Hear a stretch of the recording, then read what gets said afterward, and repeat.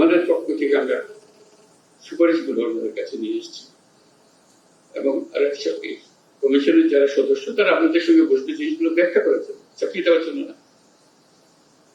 চাপানোর ক্ষমতা আমাদের নেই। আমরা শুধু আপনাদেরকে বোঝানো কেন করা হয়েছিল, কি জন্য করা হয়েছিল, কোটার কারণে করা হয়েছিল বোঝাচ্ছি। ঐক্যমত্য প্রতিষ্ঠা কমিশন একটা ঐক্যমত্য আনেন, সবাইকে মিলিয়ে কারোর উপর চাপিয়ে দেওয়ার জন্য না। গুরুত্বটা আমরা সবাই বুঝি, এটা নিয়ে কাউকে কিছু বোঝাতে হবে, কিন্তু আমাদেরকে গ্রহণ করতে হবে, কাজে লাগাতে হবে। এবং আজকের দিনটা একটা যে দ্বিতীয় পর্বে শুরু করছি, এটা প্রচন্ড সুযোগ। সুযোগ এই জন্যই যে আমরা এমন পর্যায়ে আছি এখন, আমাদের মধ্যে ঐক্যমত সৃষ্টি হলে আমরা সেগুলো কাজে লাগাতে পারি এবং এবার কাজে লাগালে সেটা বংশ প্রজন্ম পরম্পরা সেটা চলতে থাকে এবং একটা সুন্দর দেশ আমরা পাবো। এই ভাবনা থেকেই আমরা এগুলো গ্রহণ করব। সেই আলোচনাটা কত মসৃণ হবে, সুন্দর হবে, সেটা আপনারা স্থির করবেন। আমাদের পক্ষ থেকে আমরা সুপারিশগুলো আপনাদের কাছে নিয়ে এসেছি এবং কমিশনের যারা সদস্য তারা আপনাদের সঙ্গে বসতে জিনিসগুলো ব্যাখ্যা করেছেন, চাপিয়ে দেওয়ার জন্য না, চাপানোর ক্ষমতা আমাদের নেই। আমরা শুধু আপনাদেরকে বোঝানো কেন করা হয়েছিল, কি জন্য করা হয়েছিল, কোটার কারণে করা হয়েছিল বোঝাচ্ছি। সেই দিক থেকে আমরা পুরো জিনিসটাকে অ্যাপ্রোচ করবো এবং এগিয়ে নিয়ে যাব। আপনাদের সহযোগিতা চাই, এটা আমি বলবো না, কারণ এটা আপনাদের কাজ, আমার কাজ না, একার কাজ না। যেহেতু আপনারা জনগণের প্রতিনিধিত্ব করেন, আপনাদেরকে বলতে হবে সমাজের কাঠামো কোন গুণকে কি করতে হবে, কিভাবে করতে হবে। ওটা এক্ষুনি করা যাবে যদি সময় নিতে হবে। কিন্তু সামান্য রদবদল থাকলে এখানে বলবেন এখানে একটু রদবদল করলে কিন্তু সুন্দর হয়ে যাবে, আপনাদের ইচ্ছা। আমরা শুধু সাচিবিক কাজগুলো আপনাদের করে দিলাম, আপনাদের সহায়তা দেব ব্যাখ্যা করার জন্য, ব্যাখ্যা দেওয়ার জন্য। এই 6 মাস, যে 6 মাসের কথা বললাম, এটা পরবর্তীকালীন সরকারের জন্য খুব গুরুত্বপূর্ণ সময়। আমরা একটু লন্ডভন্ড অবস্থার মধ্যে দায়িত্ব নিয়েছি,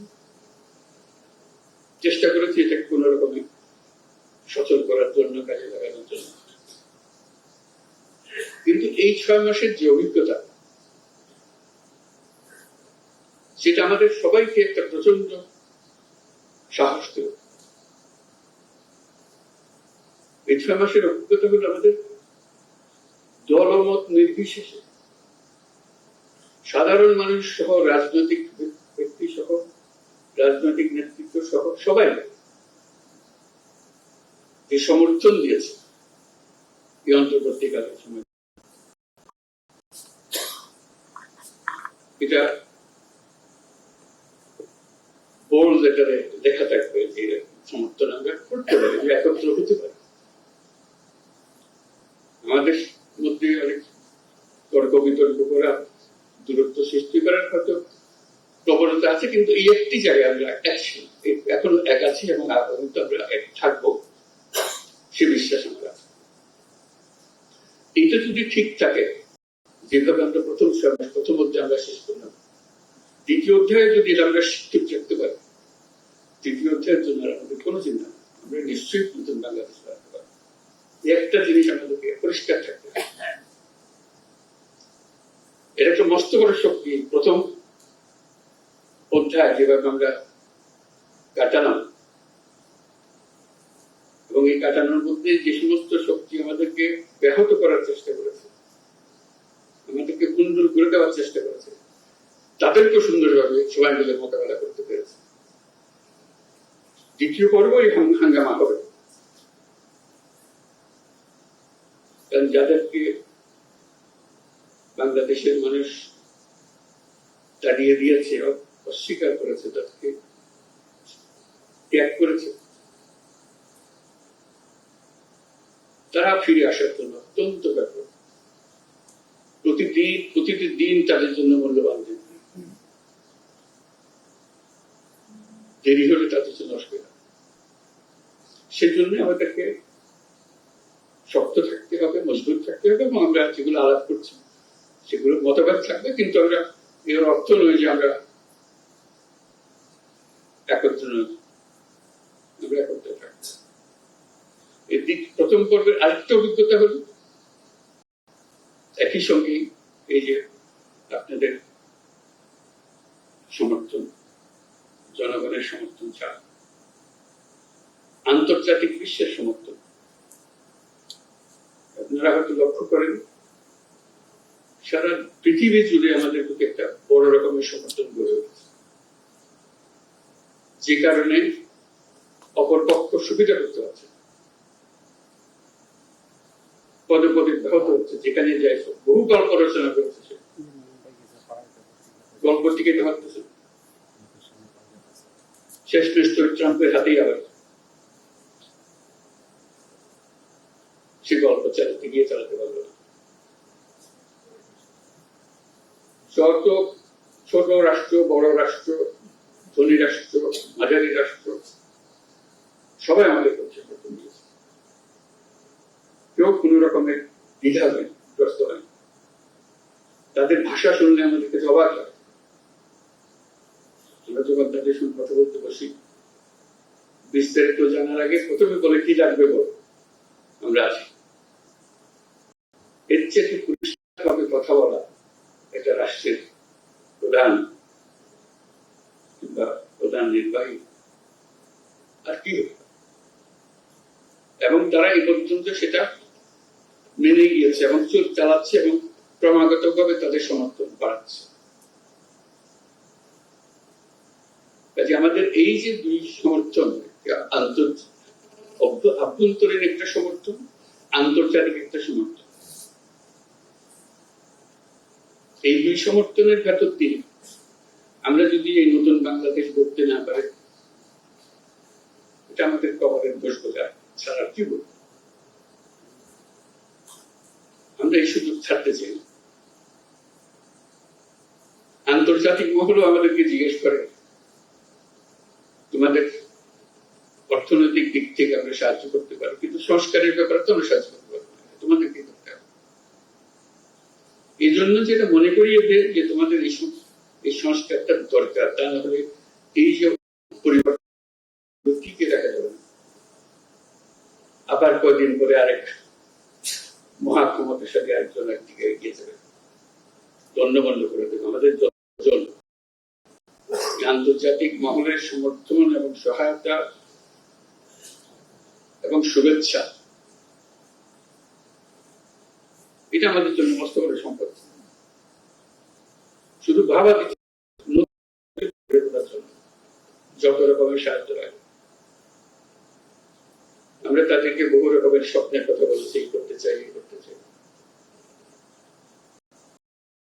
তাদের জবাব হলো আমাদের তো কোনো অসুবিধা নেই, তোমরা করতে পারলে আমরা আছি তোমাদের সাথে। কোন কোন রাষ্ট্র যারা খুব শক্তিমান রাষ্ট্র এমনই বলেছে, এই কাজটা করার জন্য তোমরা যদি মনে করো একজন স্পেশাল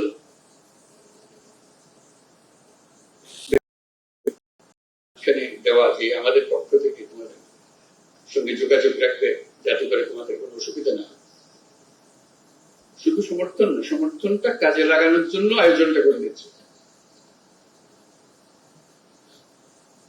কাজে এই প্রেক্ষিতে আমরা এই কাজে নামছি, দ্বিতীয় অধ্যায়ে নামছি।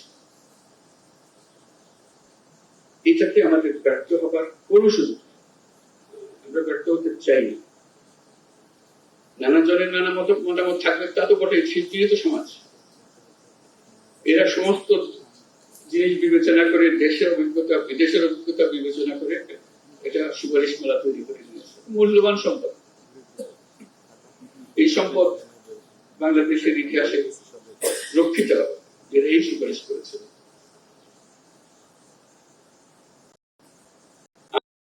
বাস্তবায়ন করবো, তাদের জন্য আপনারা নির্দেশনা দেবেন যেগুলো করে এইভাবে সবাই মিলে, এতে একার বাংলাদেশ নিয়ে সবার জন্য।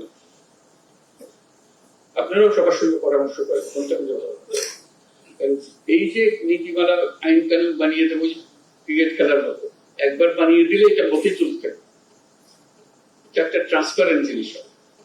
খেলায় জিতলে কেউ সন্দেহ করবে না গোলমাল করে জিতিয়ে দিয়েছে, এটাকে সে সন্দেহ করবে না, এত ট্রান্সপারেন্ট, সবাই জানে খেলার নিয়ম। এখন যে খেলা চলতেছে এটা খেলা জিতলো ঠিক মতো জিতলেও সন্দেহ লাগে, বুঝলে কিছু একটা কলকাঠি নাড়ি করেছে। এই কলকাঠি নাড়ার বিষয়টা আমাদের মনে মনে খেতে, কলকাঠি ছাড়া যে একটা নিয়মে চলতে পারে দেশ, এটা আমরা ভুলে গেছি।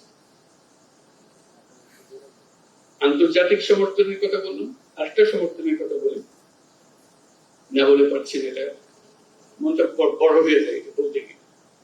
এইসব সমর্থনের কথা বলি, জাতিসংঘের সমর্থন। আপনারা চিন্তা করেছেন যে রিপোর্টটা সালে প্রকাশিত করবে, human rights high commissioner for human rights, তাদের একটি রচনা, তাদের একটি প্রতিবেদন সারা পৃথিবী করতে দিয়েছে। এখন কারো বয়ান আর কেউ শুনবে না, বুঝতেই চায় না। আর কত সমর্থন চাই আমরা, একদম অক্ষরে অক্ষরে বলে দিয়েছে কোথায় কাকে মারছে, কিভাবে মারছে। এর থেকে বের হওয়ার তো কাছে কোনো উপায় নেই।